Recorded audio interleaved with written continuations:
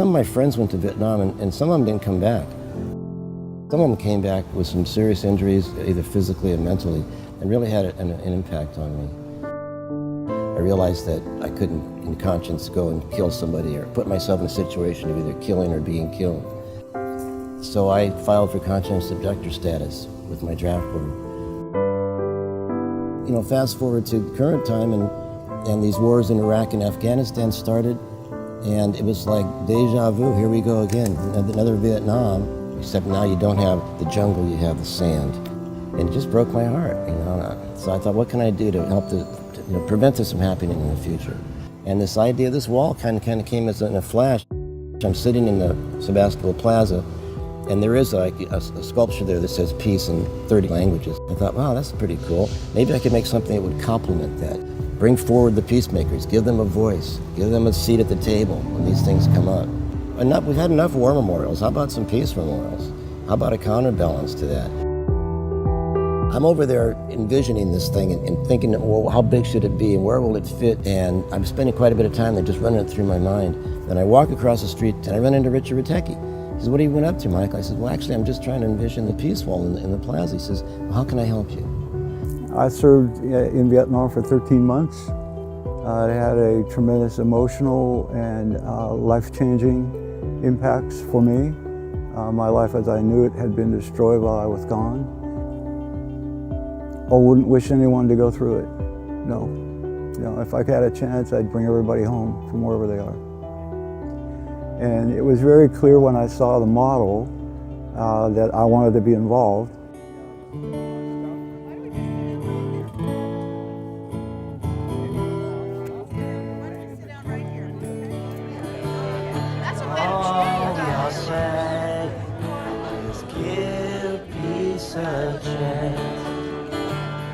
All we are saying is give peace a chance. Thank you all for coming and helping us to honor the peacemakers among us.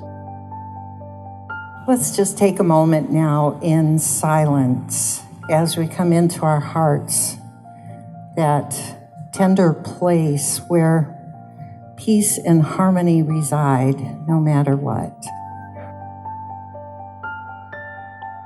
So I want to read the inscription on the peace wall because this is really encapsulates the purpose of the peace wall and why we're here today. We honor the peacemakers whose names are inscribed, who have during their lives worked for peace and against war, for justice and against injustice, for nonviolent resolutions and against violence, and for the common good and against selfishness and greed.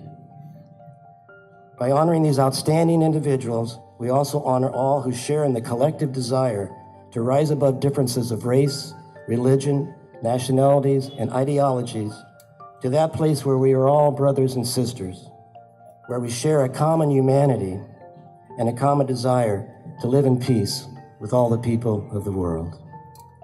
Being a peacemaker or peace activist is not easy. It's a difficult job. You're often marginalized or ignored or not taken seriously. We're here today to let these honorees know that they have made a difference, and they do make a difference. They made a difference in our lives, and we want to honor them and show them the respect and appreciation they deserve, and we want to encourage them to continue in their work, and we're also here to inspire others to get involved. The mayor of Sebastopol, Sarah Gurney, and Una Glass were our lead-ins to how do we do this with city government. So here in Sebastopol, we're saying we acknowledge these wonderful peacemakers who are preserving our planet, preserving our world, and honoring humanity. Symbols matter. Words matter. We want to put people on there who have really demonstrated a commitment to working for peace and in a nonviolent fashion, and try to inspire others to follow in their footsteps. It's been great that so many of you came to celebrate this work.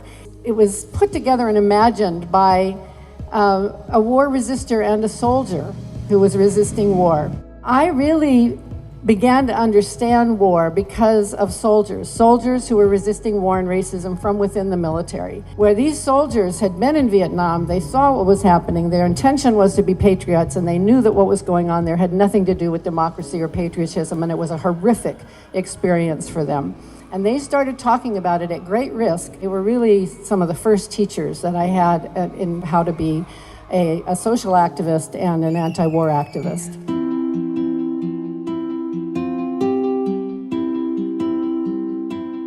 Those of us who have been working for peace and social justice, rarely do we get recognized. So many wonderful people to be on that wall, to be included in that group is kind of awe-inspiring. Today I accepted an award for my friend Charlie Litkey. He has such a remarkable story of his life. He started out as a Vietnam chaplain, and after the war, at age 40, he became a peace activist, and he dedicated the rest of his life to stopping wars. I was adamant from the beginning that this monument be placed in the center of the town, because placing it somewhere else was more taking the peacemakers and marginalizing them, and not really putting them front and center where people could actually see them. They need to be seen, and they need to be heard. We continued the struggle as God gives us the strength to carry on. Don in his weekly ministry at the Sonoma County Jail, and me with my legal ministry to the poor. I think the materials themselves really kind of reflect on how important we think these peacemakers are. And I wanted them to feel honored to be part of this and feel to have their names engraved on this. I landed on polished granite.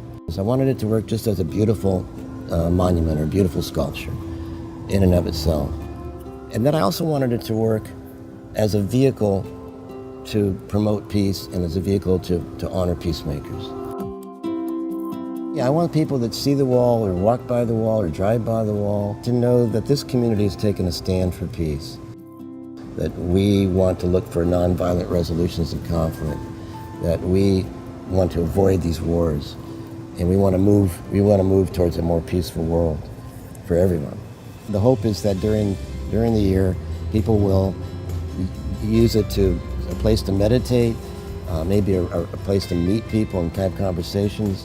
I think it has the potential for inspiring other communities to do something similar, something to honor peacemakers, something to promote the cause of peace, and have those visible in their communities, get people engaged and feeling more empowered and feeling more hopeful. Get beyond differences of race, religion, and so forth, to that place within each of us where we have a common humanity. If we can get to that common ground, I think we have some hope that we can resolve these conflicts peacefully.